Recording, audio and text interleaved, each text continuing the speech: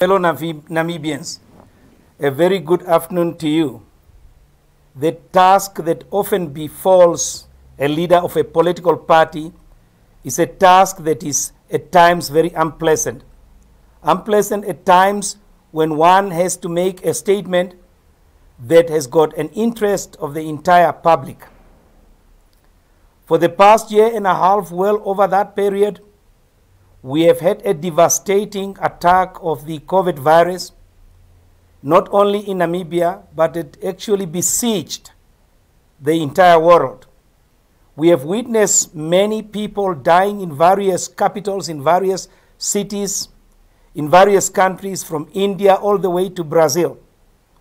And now, over the past few months, we have been inundated with daily records of the increase in the prevalence of the virus in the Namibian people.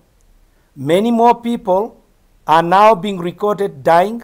Many more are being recorded as infected with the deadly virus of COVID-19. Much more had been done to try and curb the spread of the disease. Throughout the period from last year, March, we had many measures that has been brought into play to try and curb the spread of the disease. Wherever efforts have been put into place, one has to ask yourself the question, is it the measures that are not adhered to, or is the measures inadequate or inappropriate to try and curb the disease? Both in terms of the social vehicle through which the virus is spreading, in terms of the medicament that needs to be administered. Does it mean that there has been a failure in any of these ones? We know that we have had many drugs that has been imported into Namibia to try and ameliorate the situation rather than curing it. Many people have advocated for the vaccine, and many has also advocated not for the vaccine. Many remedies has been proposed during the whole period of the COVID-19, including various drugs such as hydroxychloroquine, dexamethasone steroids, various other antibiotics as well. And yet our people have not been brought to the understanding as to the mechanism of the virus itself for them to be able to understand, at least in layman's languages, what is it that is taking place. Many people continue to die. Even today we've got people dying.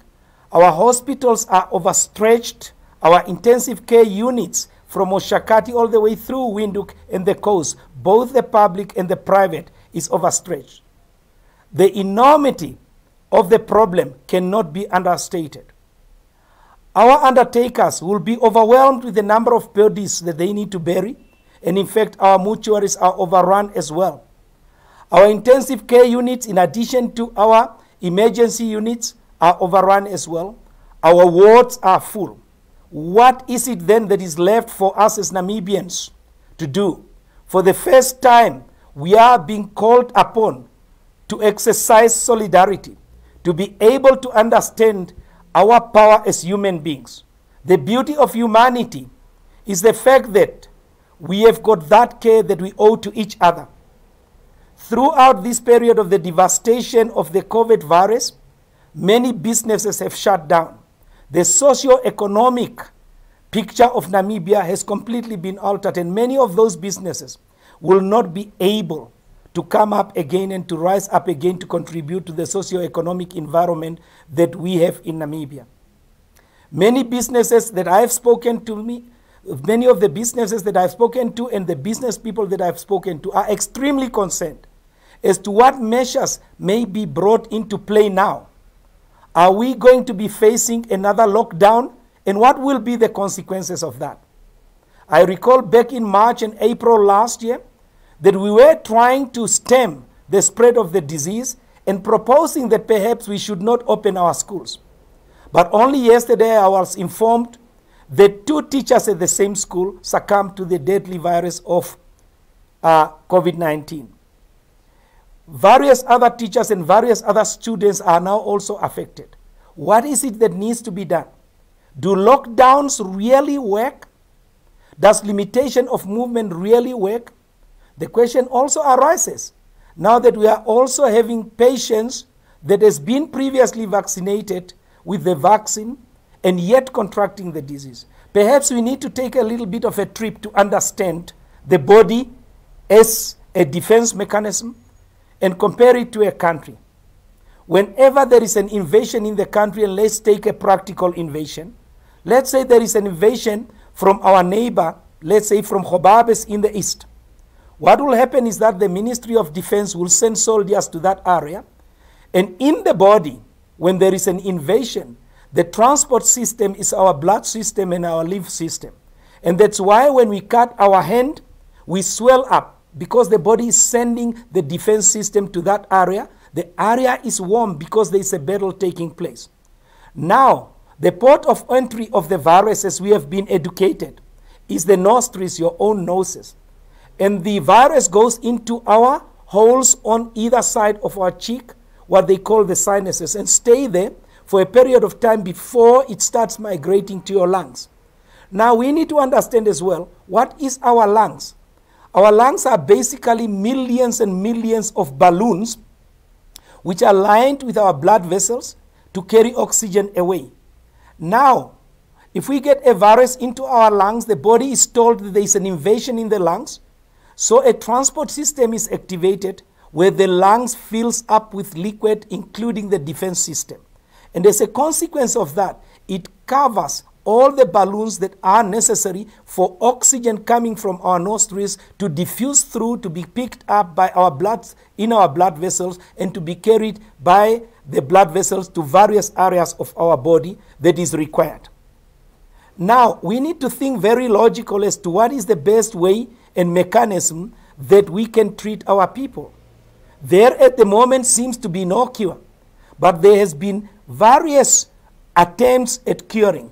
And I have seen recently the petition by the 30 doctors that are saying that we should now start taking ivermectin to treat people, albeit that is designed for animal. And there are countries that are reporting results. At a time that we are in a desperate situation, there will be no harm treating people with a drug that is known somewhere else to provide us with a remedy. What is it that is restraining the Namibian government from approving ivermectin to be used by our doctors to treat? I have been approached by other doctors as well, and thinking logical as a scientist as well. What we need to do is this then. We need to lower the body's defense system. Even if we have got an invasion, the body does not recognize that there is an invasion, to give our body an opportunity to defend ourselves. And that's why steroids have been proposed as far back as March last year. Once we actually have got the body's defense system lowered, we then do not get the inflammation. In addition to that, we need to get an antibiotic which is commonly used to treat things like pneumonia in the lungs. Some of the doctors have prescribed cephalosporin, some have prescribed azithromycin. Chloroquine has been advocated for a long period of time. And under these circumstances, it will be politically correct to advance the idea to our doctors to use every mechanism that they have, that they think within their scientific ethical principles, that they will be able to treat their patients to prevent the spread of the disease, or rather to prevent them succumbing to the disease. It's not deniable, and it cannot be denied. This is not a situation where politics must now triumph. This is a situation that we need to think logical as citizens, as people that belongs to the human race, to be able to stem the death that is now knocking at the doors of almost every single house. We also need to try and apply certain mechanisms perhaps that will need to do away with some of our traditional means of mourning the dead. We know that a mask will prevent you from inhaling things from other people, that they are coughing or anything like that. We know that direct contact with the virus will result in the virus getting onto you, whether it's now every door that you touch of a taxi that you are climbing in, or a door of a house that you go in, whether it's now a greeting of a shake of a hand, any mechanism that you come into contact with a surface, whether it's human or inanimate, that has been in contact with the virus, will be a vehicle to to bring about the virus into your cells. We are therefore the vehicle that is transporting the virus. But if we can shut that mechanism out, the virus has got no legs or anywhere to go. And as a consequence of that, perhaps we need to limit our gatherings to less than 10 people, for example. But when we go to funerals, when we go to weddings, especially funerals, we find traditionally that in some of our tribes, women will gather together with masks on, but in a very close enclosure. They will be sneezing as they are mourning the dead, but at the same time, they will be spreading the droplets of saliva and other mucin from our bodies that will carry the virus inhaled by the other people, and therefore we are not helping. Whilst we are mourning our people, perhaps we need to think about reducing the wake only to a few people, 10 people, the family, or anything like that. Yes, we need to support each other. But is it not wise to think and to know that we can communicate and give our condolences? In some part of this world, people are mourned only by the family, others only send well wishes and cards. Should we not perhaps adapt that as well? For a lot of the people that are needing to work, is it not necessary perhaps to make sure that we limit the number of people that we gather together? We need to be able to communicate with the business community and politicians to be able to understand exactly the socio-economic impact of any measures that may be thought of as effective. We need to look and evaluate what measures did we implement and how did they actually limit the spread of the disease. So far, it appears to be the case that whatever measures that we brought in from March last year, none of these were able to stem the disease. Vaccines have come on, and what is a vaccine? A vaccine is basically a part of the virus that has been taken, whether it's what we call messenger RNA, or whether it's the capsule itself that has been engineered in such a manner that it can go into the body and for the body to recognize that this is a foreign one. And then for the body's defense mechanism to be primed to recognize another entry to be able to defeat it. But this is specific. It's only specific for that virus. But viruses mutate. They change color. If we take the COVID-19 virus to be blue when it goes into the body and we give a vaccine, it may well be the case that before we even have an effective vaccine, the virus has changed from blue to green. And our vaccine that we put in the body will just be able to a certain degree to assist the body, but not entirely be effective with the now converted blue to green virus, the mutant of the original one, or the variation of the original one. Is there any mechanism whatsoever that we could think of that will allow us to treat not necessarily the virus, because people are not dying from the virus, people are dying from the symptoms and the consequences of the inflammation. We need to understand that oxygen is good, but oxygen can also be a dangerous drug. We don't breathe because we want oxygen. We breathe because we've got too much carbon dioxide in our brain that is driving our breathing. Now, the moment we got too much oxygen, we will blow away all the carbon dioxide, and therefore our respiratory system is not operating adequately to supply us with oxygen. And because there is a thick gauge of fluid in the lungs, the penetrative power of oxygen through that gauge into the blood vessels to be carried away to various parts of the body that is required is poor. Oxygen will not be able to penetrate. So what we need to do is physically to get something that removes the fluid from the lungs. And some antibiotics and chloroquine will be able to do that. And some of the tinctures of eucalyptus inhalation will be able to soften the gauge or the phlegm that develops in the lungs so that you can cough it out and clear your lungs as well. And to recommend to the people perhaps that, yes, some of the remedies are not scientifically proven to work, but they seem to be on the evidence base itself working. Some of the doctors in the country now are prescribing antibiotics with steroids, with a recommendation for ginger and recommendation for inhalation with eucalyptus to try and help the body to defend itself, rather than relying on the vaccine and relying on any other drug. And the approval of ivermectin in South Africa indicates that even if we are having the same umbilical cord with South Africa, perhaps we need to think very seriously as politicians to encourage the decision makers to approve the use of that drug in Namibia. It will cause no harm. If anything, it will ameliorate the consequences of the symptoms that we are getting from the virus itself. It's going to be a very difficult decision. Who's going to be the first person to decide who should get the virus and who should get the medication? Back in 1915, Judge Cardoso in New York stated that every adult of sound mind has a right to determine what is to be done with their own body. This was the first expression of self-determination. Not long ago in 2014, Supreme Court Judge Shivute stated that the patient will have the final answer. The patient will have the final say as to what is to be done with their own body. Whilst as doctors, we are bound by our ethical principles, we are also bound by those principles that says that above all, do no harm. The question to the politicians is this, that you do not have the ethical principles that doctors that needs to adhere to in treating patients. Would you expect a doctor who has got a whole queue of 20 patients standing outside, waiting for them to diagnose their diseases, having symptoms, do you expect those doctors to send them away when they are conscious and guided by their moral and ethical principles that there's a potential possibility that the medicament in their armory is able to assist, albeit soften or reduce the symptoms that this patient is suffering from?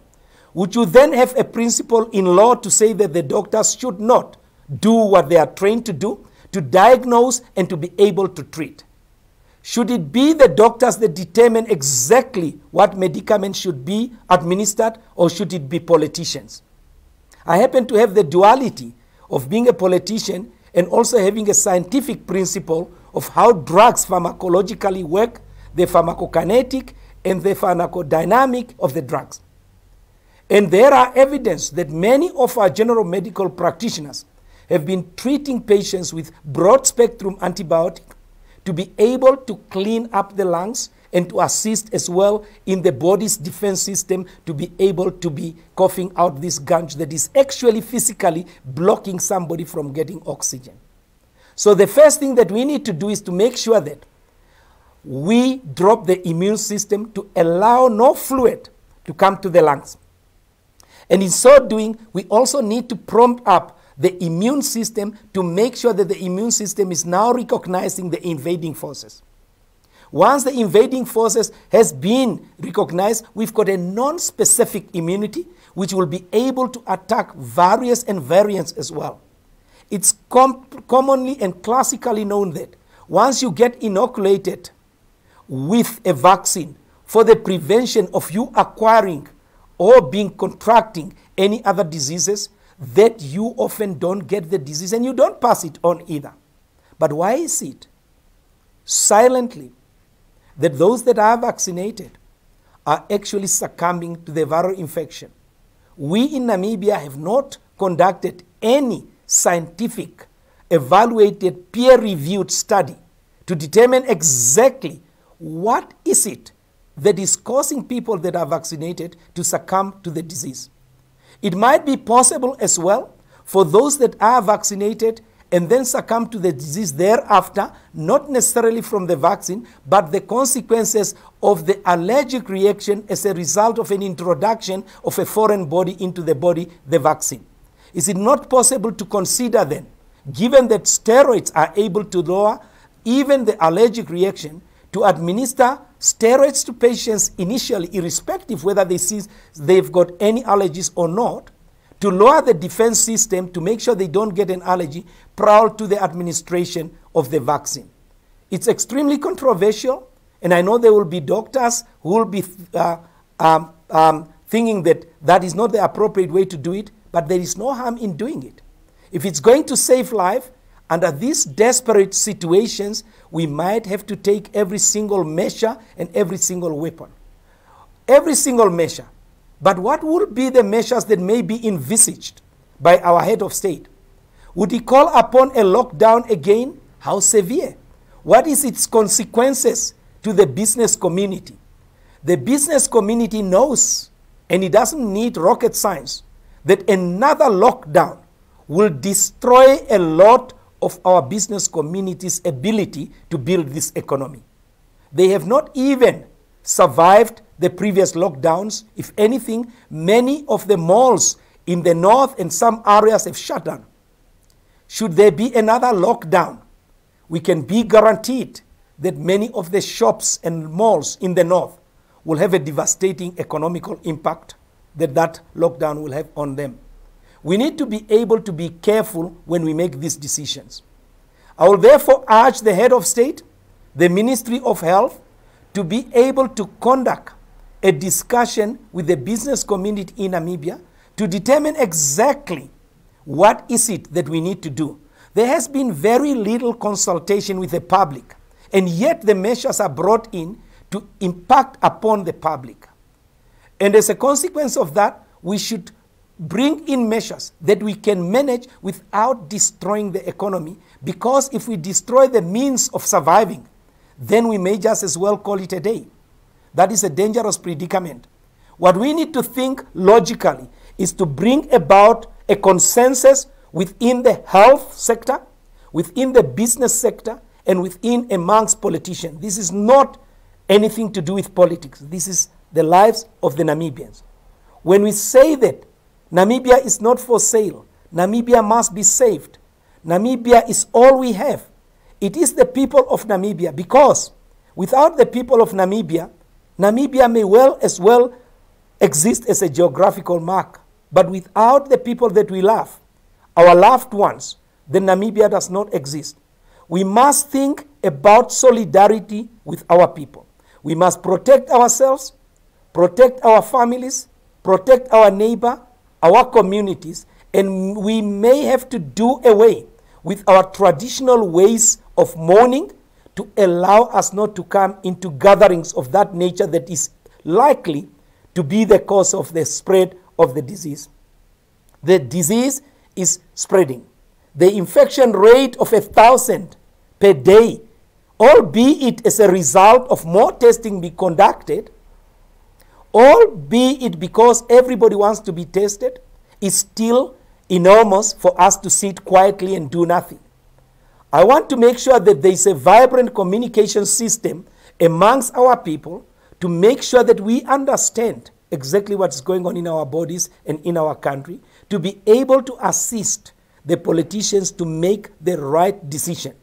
If the wrong decision is taken today by His Excellency and results in the shutting down of the businesses, if we get a lockdown that limits human movement and that limits ourselves from interacting economically, we will have a devastating consequence that we have not foreseen. So any decision of whatever measure that has to be introduced now need to take into consideration what will be the outcome thereof.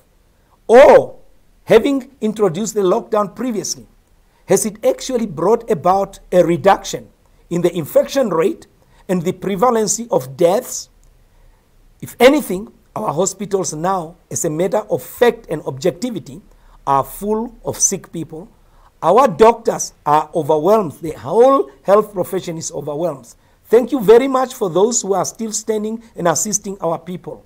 We need to put our hands together and work together logically, objectively, to bring about a situation where we are able to ameliorate the consequences of the infection. It is there. When we said last year we should shut all the borders to make sure that it's locked outside, we did not act efficiently and effectively. And that's why the disease is here. It doesn't matter what the international world says. We are a sovereign, and we as a sovereign has got the final say in to what is to be done with our own health. I hope everyone will hear the warnings.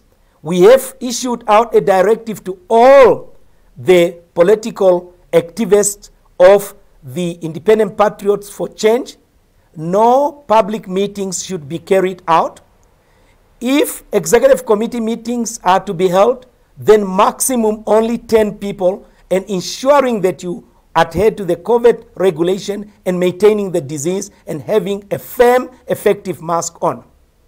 In addition to that, limit as much as possible unessential critical traveling to avoid you even interacting with your own family. Avoid gatherings, even the church, the funerals, and the wake as well, because that way will limit the vehicle through which the virus is traveling. And perhaps we may just be able to ameliorate the situation. In addition to that, it will not be wrong to inhale warm air into your nostrils, because the incubation into your nostrils of the virus, when it attaches in there, can be eliminated within a few inhalations of a few days into the warm air into your sinuses. In addition to that, remain healthy and remain fit, because a fit body can defend itself. I hope with this we will be able to try and keep Namibia together. And do not think about the politics when you are taking this advice. It's got nothing to do with politics. It's got something to do with our humanity. May we convey our condolences for those who have lost their loved ones. We are with you. We feel your pain. May we also thank the health professionals that has looked after our people, that has succumbed to the disease as well, that fell ill, including those that looked after our head of state and the First Lady as well. And I believe that there are a number of ministers now also in intensive care units that are being looked after. We wish them well, and we hope for them to recover. And realistically, we hope that not many people should be uptaken into the hospitals if we can prevent this disease from spreading. Thank you very much for your attention, and thanks for taking time to listen to us. Thank you.